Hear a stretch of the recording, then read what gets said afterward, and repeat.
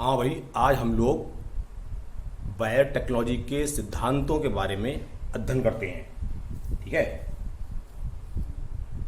आपको मालूम होना चाहिए बायोटेक्नोलॉजी की उत्पत्ति में अनेक तकनीकों यानी कि टेक्निक्स ने महत्वपूर्ण भूमिका निभाई, जिनमें से दो आधुनिक बायोटेक्नोलॉजी के लिए महत्वपूर्ण भूमिका निभाती हैं और उसके लिए उत्तरदायी भी हैं। नाम लिखा हुआ आपके सामने, आनुवंशिक इंजीनियरिंग और रासायनिक इंजीनियरिंग। आनुवंशिक इंजीनियरिंग में क्या होता है? इसमें आनुवंशिक पदार्थ जैसे कि आप जानते हैं डीएनए या आरएनए की संरचना में बदलाव कर इसे किसी पोषक कोशिका, होस्ट सेल जिससे बैक्टीरिया हो सकता है, में प्रवेश कराना ताकि पोषक की फिनोटाइप में वांछित बदलाव लाया जा सके। इसे कहते हैं जेनेटिक इंजीनियरिंग। आगे देखो इसके बारे में। ठीक है। दूसरा क्या है?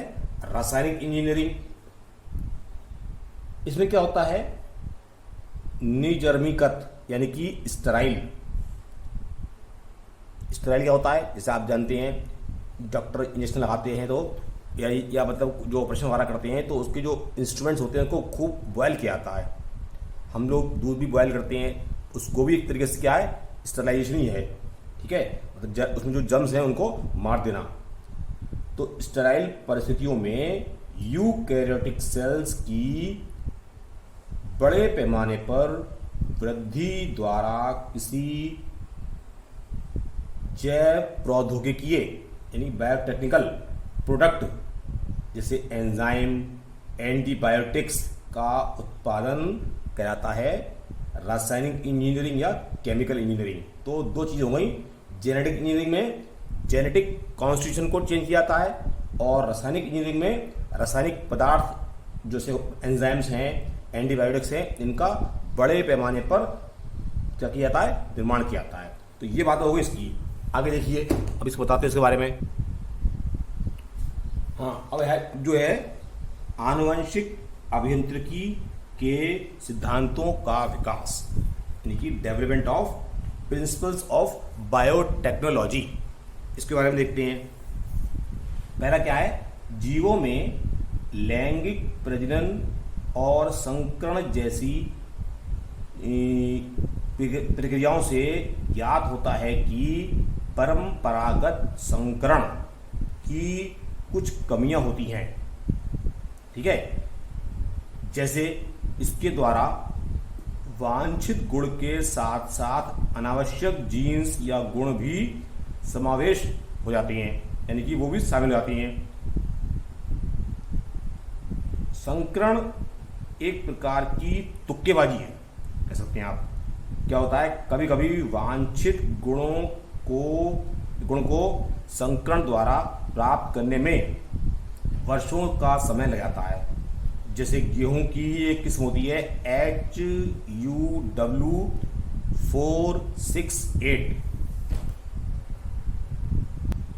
ठीक है, लिखा हुआ है HUW468 को संकरण द्वारा विकसित करने में वैज्ञानिकों को 12 वर्ष का समय लगा।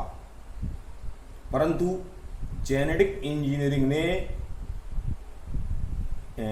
डीएनए यानी कि रिकॉम्बिनेंट निर्माण के द्वारा जीन क्लोनिंग व स्थानांतरण से वांछित जीन की पहचान कर उसका पृथक्करण कर पोषक जीन में उस के प्रवेश द्वारा संपादित किया कि जो हमें चाहिए लक्षणों वाले जीन्स वो हमें प्राप्त हो सके और अवांछित जीन्स जो है वो रोके जा सकते हैं। इससे स्पष्ट होता है कि जेनेटिक इंजीनियरिंग तुक्केबाजी नहीं है, बल्कि सटीक जीन प्रविष्ट करने का एक विश्वसनीय तरीका है। ठीक है। मतलब जैसे आप देखते हैं बड़ी बड़ी बिल्डिंगें बनती हैं तो उसमें अगर मान लीजिए हमें कोई चीज़ चेंज करानी है, अब मशीनें आती हैं तो मशीनों से ही जो है वो उतना हिस्सा चेंज कर देते हैं। काट पीट करके, तोड़ फोड़ करके। और वैसे क्या है, हथौड़े बजाओ तो कहीं चीज़ कहीं टूट रही है। तो मतलब एक सटीक इंजीनियरिंग का काम जो है वो सटीक जो चीज़ हमारी डिज़ायरेबल है उस पर ही केवल अटैक करना, उसको ही रिप्लेस करना, उसको ही चेंज करना, बाकी चीज़ को छेड़खानी नहीं करना। दूसरा देख रहे हैं आप, बाह्य डीएनए खंड को किसी अन्य विजातीय यानी कि दूसरी जाति का जीव में ट्रांसफर कर देना, ठीक है, यही पर्याप्त नहीं होता है। इसे कार्यक्षम मतलब वर्किंग व प्रभावी बनाने के लिए भी इसका उस विजातीय जीव के जीनों में समाकलित करना यानी कि शामिल करना आवश्यक होता है, ताकि उसकी अभिव्यक्ति हो सके, तभी वो वंशागत होता है। मतलब कहने का अभिप्राय ये है, मान लीजिए हमने किसी एक जाति का डीएनए दूसरी जाति में ट्रांसफर किया, तो वो जाकर उसमें स्टेब्लिश हो जाए, ताकि वो उसके अनुसार काम कर सके। अब मान लीजिए आपने कार का पहिया लगा दिया मोटरसाइकिल में, तो थोड़ी चल जाएगा कोई, तो रिप्लेस हमने करा, इंजीनियरिंग अपनी दिखाई, कार्यशाला दिखाई, लेकिन हम काम करने सफल नहीं हो पाए। तो ऐसा नहीं, मतलब वो चीज़ उसको एडजस्ट कर ले या एक्सेप्ट कर ले। प्रत्येक क्रोमोसोम, अगला देखिए आप तीसरा है, प्रत्येक क्रोमोसोम में डीएनए का एक ऐसा सीक्वेंस होता है जिसे ओरिजिन साइट कहते हैं, यानी जहां से क्या होता है, रिप्लिकेशन शुरू होता है, यानी कि प्रतिकृतिकरण शुरू होता है।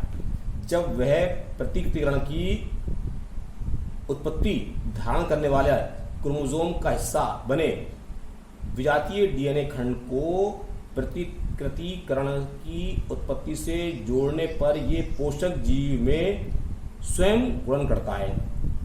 इस प्रक्रिया को कहते हैं क्लोनिंग, क्योंकि इसमें डीएनए खंड की अनेक कॉपीज यानी कि प्रतियां बनती हैं। ठीक है, मतलब ओरिजिनल साइट जहां से होती है, जहां से शुरुआत होती है, वहीं से जो है वो क्रिया प्रतिकृतिकरण की शुरू होगी।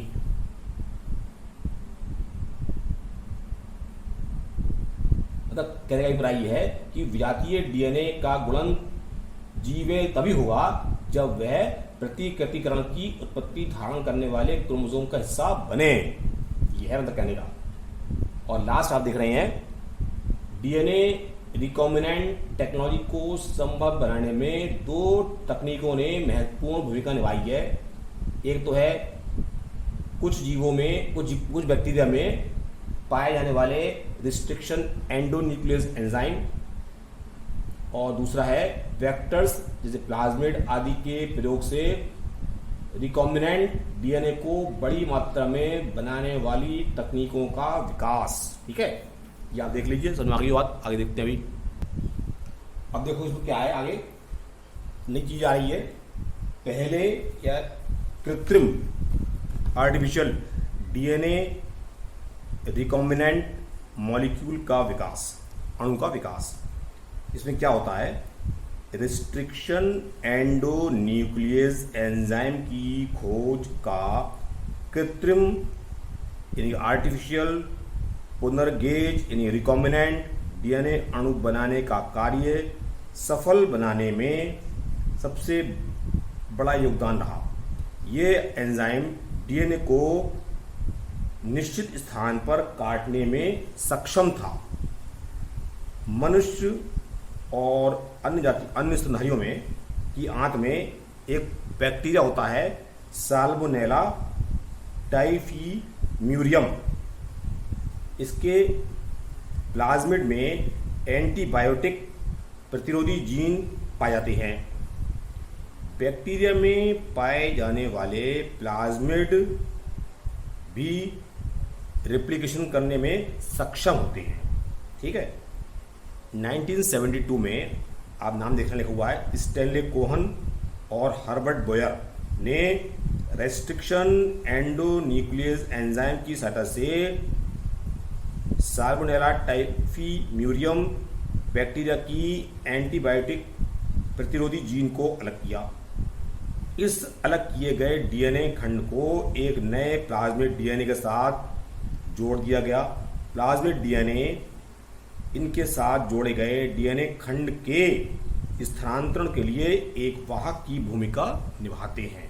ठीक है, वाहक मतलब ले आने वाले, यानी प्लाज्मिड एक विजातीय डीएनए खंड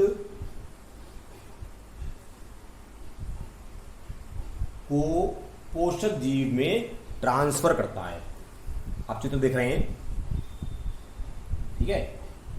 एक और एंजाइम है, वो क्या होता है, पुनर्गेज डीएनए। एक और एंजाइम ने पुनर्गेज डीएनए तकनीक को सफल बनाने में महत्वपूर्ण योगदान दिया, वो था डीएनए लाइगेज। डीएनए लाइगेज जो है, इसने एंटीबायोटिक प्रतिरोधी जीन को प्लाज्मिड से जोड़ने का कार्य किया। ये काम करता है गोंद का। देखो दो एंजाइम यहाँ पर आए हैं, एक है रिस्ट्रिक्शन एंडोन्यूक्लियस एंजाइम जो काटता है, और एक डीएनए लाइगेज वो जोड़ता है। ऐसे समझ लीजिए आप।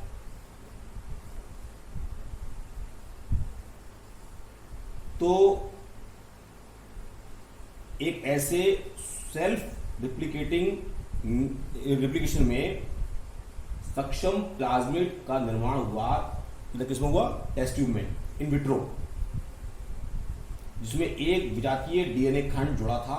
ये डीएनए पुनर्गेज डीएनए यानी रिकॉम्बिनेंट डीएनए कहलाया। जो आप देख रहे हैं, ये बीच में काला और ये वाला हुआ है, ये वाला है रिकॉम्बिनेंट डीएनए। फिर वैज्ञानिकों ने रिकॉम्बिनेंट डीएनए को ई कोलाई, ग्रीन का बना हुआ है, ये बैक्टीरिया है ई कोलाई, ये ई कोलाई बैक्टीरिया है, में ट्रांसफर किया, जो साल्मोनेला जीवाणु से समानताएं प्रदर्शित करता है। स्थानांतरण के बाद जीवाणु ई कोलाई में रिकॉम्बिनेंट डीएनए का स्वतः और स्वतंत्र रूप से क्या हुआ, प्रतिकृतिकरण हुआ। अर्थात जीवाणु के अंदर इस रिकॉम्बिनेंट डीएनए की अनेक कॉपियां तैयार हुई।